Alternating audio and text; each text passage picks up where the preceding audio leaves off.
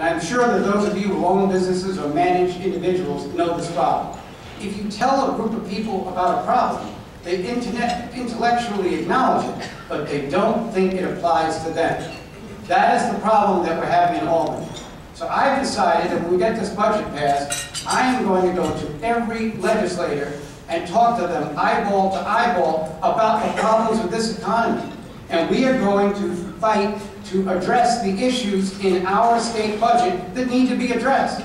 These industrial development associations, they come into neighborhoods like in Binghamton, such as an article of June 24th in the Binghamton Sun Bulletin that talks about how the economic development was actually not increasing business in Binghamton, it was replacing business.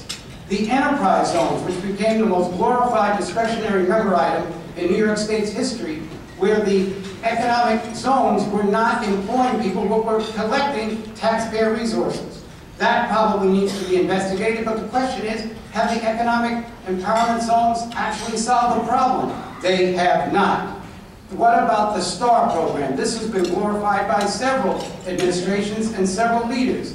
The idea was to give back to individuals who have high property taxes. Since we established STAR about 11 years ago, property taxes between 2001 and 2005 went up 7% every year.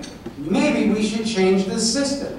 Maybe we have to refract STAR and sending back rebates to individuals who are hoodwinked and cajoled into thinking that 5% of the money they sent to the state got sent back to them, and somehow they're supposed to be happy about it, is patently ridiculous.